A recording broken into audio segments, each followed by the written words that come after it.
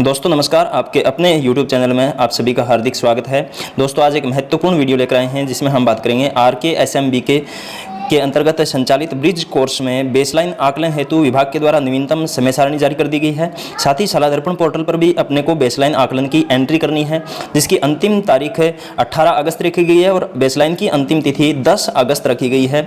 आदेश के अंदर संपूर्ण जानकारी जो दी गई है उसके बारे में हम बिंदुवार चर्चा वीडियो के दौरान करेंगे। वीडियो आपके लिए इन्फॉर्मेटिव और यूजफुल होने वाला है। वीडियो को अंत तक जरूर देखिएगा और अगर अभी तक आपने दोस्तों चैनल को सब्सक्राइब नहीं किया है, चैनल को जरूर सब्सक्राइब कर लें और इसी तरह के नए वीडियो के नोटिफिकेशन प्राप्त करने के लिए बेल आइकन प्रेस करके ऑल नोटिफिकेशन ऑन कर लें। साथ ही साथ डिस्क्रिप्शन बॉक्स में दिए गए लिंक पर क्लिक करके टेलीग्राम चैनल भी ज्वाइन कर लें, जहां पर विभाग से संबंधित विभिन्न प्रकार की महत्वपूर्ण जानकारियां आपको समय समय पर मिलती रहती हैं। चलिए दोस्तों वीडियो शुरू करते हैं। तो यहाँ देखिए दोस्तों, कार्यालय निदेशक माध्यमिक शिक्षा राजस्थान बीकानेर के द्वारा 2 अगस्त को ये आदेश जारी किया गया है, जिसका विषय आप देख सकते हैं शैक्षिक सत्र 2022-23 में विद्यार्थियों के बेसलाइन आकलन एवं दक्षता आधारित समूह निर्माण के संबंध में। यहाँ पर उपयुक्त विषयांतर्गत प्रासंगिक पत्रों के क्रम में RKSMBK के तहत रेमेडिएशन कार्यक्रम के प्रथम चरण में जुलाई से सितंबर सत्रारंभ के 10 दिवस के भीतर विद्यार्थियों के लर्निंग लेवल की जांच के लिए बेसलाइन असेसमेंट कराया जाना था। दोस्तों शुरुआत के जो 3 महीने हैं वो 4 पीरियड अपने निर्धारित किए गए हैं। प्रथम 4 क्लास में अपने को कार्य पुस्तिकाओं पर बच्चों से कार्य करवाना है और इसके लिए 10 दिन के अंदर अपने को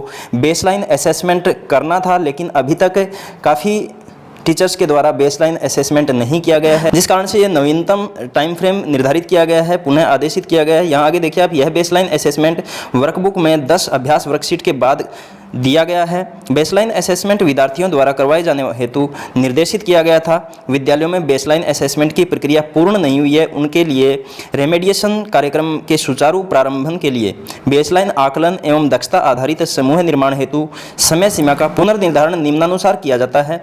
तो यहाँ पर अपने को पुनः मौका दिया गया है बेसलाइन असेसमेंट करने के लिए। अपने को बेसलाइन असेसमेंट करना है और बच्चों का समूह निर्धारण हमें करना है। यहाँ पर देखिए बिंदु संख्या 1 की यदि हम बात करें, रेमेडिएशन कार्यक्रम के प्रथम चरण में विद्यार्थियों के लर्निंग लेवल के जांच के लिए वर्कबुक में 10 अभ्यास वर्कशीट के बाद दिया गया बेसलाइन आकलन विद्यार्थियों द्वारा करवाना है। जिन विद्यालयों में वर्कबुक उपलब्ध नहीं हो पाई है उनके संस्था प्रदान शिक्षकों को समस्या पोर्टल यहाँ पर rajsamsa.nic.in साइट दी गई है, इससे हम वर्कबुक डाउनलोड कर सकते हैं। बेसलाइन असेसमेंट के लिए जो पेपर है वो डाउनलोड कर सकते हैं। इसके अलावा यहाँ पर लिंक भी दिया गया है, से वर्कबुक में से बेसलाइन आकलन सीट डाउनलोड करवाकर शिक्षक को उपलब्ध कराएंगे, जिसे शिक्षक विद्यार्थियों को बोर्ड पर लिखकर अथवा प्रिंट करवाकर विद्यालय की व्यवस्था अनुसार उपलब्ध करवाएं। तो यहाँ पर अपने को यदि वर्कबुक प्राप्त हो गई है तो वर्कबुक के अंदर जो बेसलाइन असेसमेंट दिया गया है उसके माध्यम से अपने को बच्चों का बेसलाइन टेस्ट लेना है और समूह निर्धारण करना है। और यदि आपको वर्कबुक प्राप्त नहीं हुई है तो यहाँ पर लिंक दिया गया है दोस्तों, ये लिंक आपको वीडियो के डिस्क्रिप्शन बॉक्स में मिल जाएगा। वहाँ से भी आप डायरेक्ट बेसलाइन असेसमेंट के लिए जो टेस्ट पेपर बनाए गए हैं वो डाउनलोड कर सकते हैं और अपने उपयोग में ले सकते हैं। तो यहाँ पर यदि आपको वर्कबुक उपलब्ध नहीं हुई है तो आप इन बेसलाइन असेसमेंट के माध्यम से बच्चों का समूह निर्धारण करेंगे। इसके लिए आप बच्चों से प्रिंट निकाल करके उसमें टेस्ट ले सकते हैं या बच्चों की कॉपी के अंदर ये अपने लिखवा करके जो कार्य है वो पूर्ण किया जा सकता है। इसके बाद देखिए, विद्यार्थियों द्वारा बेसलाइन असेसमेंट पूरा करने के बाद शिक्षकों को इसकी जांच करनी चाहिए तथा विद्यार्थियों द्वारा दिए गए सही उत्तरों की संख्या की गणना करनी चाहिए। प्रत्येक सही उत्तर 1 अंक का है।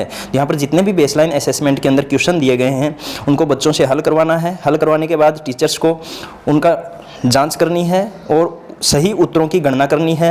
प्रत्येक क्वेश्चन के लिए यहाँ पर 1 अंक निर्धारित किया गया है। जितने भी क्वेश्चन बेसलाइन में जैसे 20 क्वेश्चन या 25 क्वेश्चन दिए गए हैं, प्रत्येक का 1 अंक दिया जाएगा और 1 अंक के आधार पर अपने को मार्क्स है वो निर्धारित करने हैं और उसी के आधार पर अपने को समूह बनाने हैं, जिसकी हम आगे चर्चा करेंगे। विद्यार्थी बेसलाइन असेसमेंट वर्कबुक में अथवा वर्कबुक उपलब्ध न होने की स्थिति में स्वयं की नोटबुक में करेंगे। तो वर्कबुक अगर उपलब्ध है तो वर्कबुक में करवाना है, वर्कबुक उपलब्ध नहीं है तो आप प्रिंट लेकर के करवा सकते हैं या बच्चों से नोटबुक के अंदर लिखवा कर भी बेसलाइन असेसमेंट कर सकते हैं। आगे देखिए, बेसलाइन आकलन में विद्यार्थी के प्रदर्शन का वर्कबुक में रिकॉर्ड संधारण किया जाना है, ताकि इसकी प्रविष्टि शाला दर्पण मॉड्यूल में दिनांक 5 अगस्त से आरंभ की जाएगी। तो यहाँ दोस्तों जो भी असेसमेंट अपने लेंगे उसका रिकॉर्ड अपने को संधारित करना है। अगर वर्कबुक आपके पास अवेलेबल है तो वर्कबुक के अंदर ये रिकॉर्ड संधारित करना है।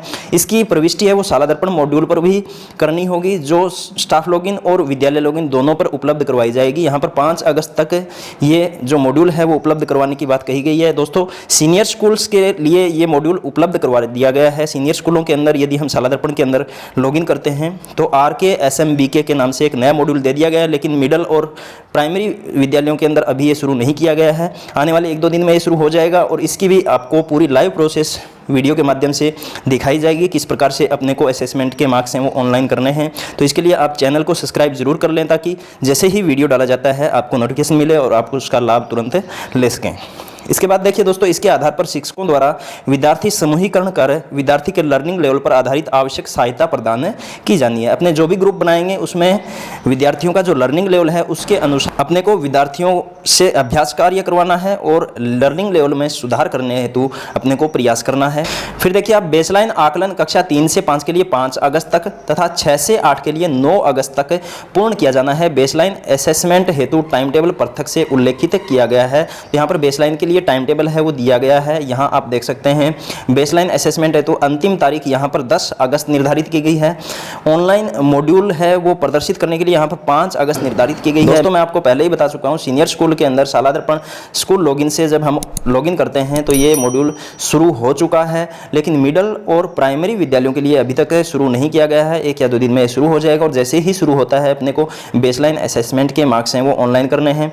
बेसलाइन असेसमेंट के डाटा को शाला दर्पण पर अपडेट करने की जो अंतिम तिथि है वो यहाँ पर आप देख सकते हैं 18 अगस्त निर्धारित की गई है।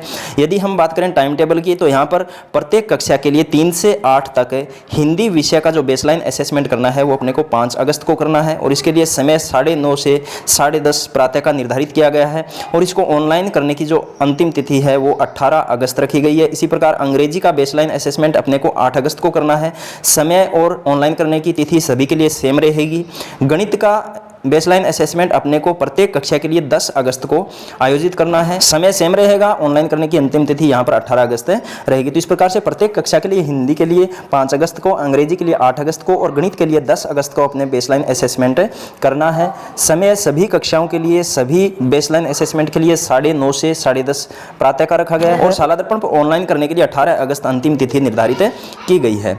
उसके बाद देखिए दोस्तों, जिन विद्यालयों में उक्त वर्णित अवधि में किसी भी कारणवश यदि परीक्षा नहीं हो पाती है तो वे 12 अगस्त 2022 यानी ये अपने रिजर्व डे रखा गया है। यदि किसी कारणवश 5 अगस्त, 8 अगस्त और 10 अगस्त को अपने बेसलाइन असेसमेंट किसी बच्चे का नहीं कर पाते हैं तो 12 तारीख को अपने को बेसलाइन असेसमेंट करवाना है, ये सुनिश्चित करना है। परंतु इस बात का ध्यान रखा जाए कि दिनांक 12/8/2022 को आयोजित होने वाले देशभक्ति गीतों के गायन का कार्यक्रम से इसका समय पृथक रहे। यानी जो देशभक्ति गीतों का गायन का जो कार्यक्रम है वो इससे प्रभावित नहीं होना चाहिए। इसके लिए अपने को अलग से समय निर्धारित करना है और 12 तारीख को शेष जितने भी बच्चे हैं उनका अपने को बेसलाइन असेसमेंट करना है। आगे देखिए बेसलाइन आकलन डाटा प्रविष्टि।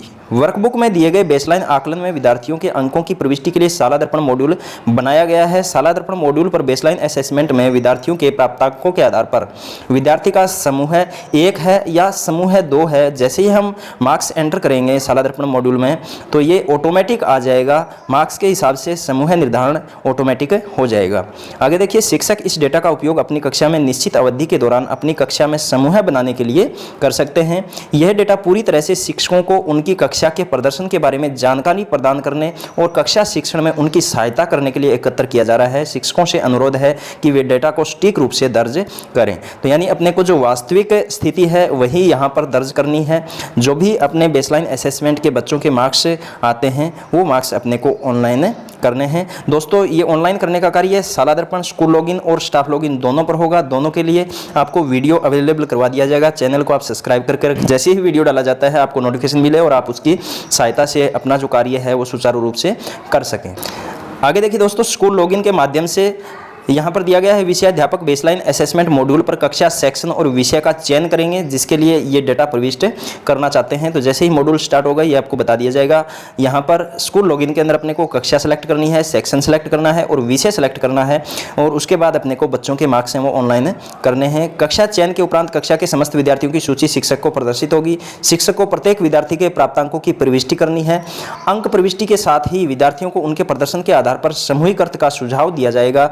जिन विद्यालयों का बेसलाइन असेसमेंट पूर्ण नहीं हो सका है उनकी डेटा प्रविष्टि को खाली रखा जाना है। विद्यार्थियों द्वारा बेसलाइन असेसमेंट पूर्ण किए जाने के पश्चात इनकी शाला दर्पण पर डेटा प्रविष्टि की जा सकेगी। तो यदि किसी कारणवश किसी बच्चे का बेसलाइन असेसमेंट नहीं हो पाता है तो उसकी जो प्रविष्टि है वो अपने को नहीं करनी है, प्रविष्टि को खाली रखना है, और जैसे ही उसका बेसलाइन असेसमेंट हो जाता है अपने को शाला दर्पण पर ऑनलाइन डेटा प्रविष्टि उसकी करनी होगी। इसी प्रकार से यदि हम स्टाफ लॉगिन के माध्यम से बात करें तो केवल कक्षाध्यापक ही इसके ऊपर अपने कक्षा के जो डेटा हैं वो दर्ज कर सकेंगे। संस्था प्रधान यह सुनिश्चित करें कि बेसलाइन असेसमेंट की डाटा प्रविष्टि से पूर्व क्लास टीचर मैपिंग तथा सब्जेक्ट टीचर मैपिंग का कार्य पूर्ण कर लिया गया है। तो यहाँ पर दोस्तों क्लास टीचर मैपिंग और सब्जेक्ट टीचर मैपिंग जब तक हम नहीं करेंगे हमें जो स्टाफ लॉगिन है उसके ऊपर बच्चों की सूची शो नहीं होगी। तो ये कार्य आपको पहले करना है। इसके लिए वीडियो अवेलेबल करवाया गया है जिसका लिंक आपको इस वीडियो के डिस्क्रिप्शन बॉक्स में मिल जाएगा। उस वीडियो की सहायता से आप अपने स्कूल में कक्षाध्यापक और विषयाध्यापक मैपिंग आसानी से कर पाएंगे। तो आप लिंक पर क्लिक करके वीडियो देख सकते हैं।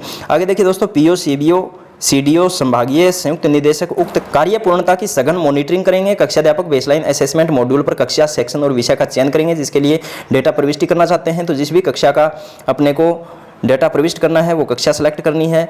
जिस भी कक्षा के आप कक्षाध्यापक हैं वो कक्षा आपके सामने शो हो जाएगी, उसी कक्षा के अंदर अपने को डेटा प्रविष्ट करना है। यदि आप 2 से ज़्यादा कक्षाओं के कक्षाध्यापक हैं तो जिस कक्षा का आप डेटा प्रविष्ट करना चाहते हैं वो आपको यहाँ पर सेलेक्ट करनी होगी। उसके बाद देखिए, शिक्षक को प्रत्येक विद्यार्थी के प्राप्तांकों की प्रविष्टि करनी है।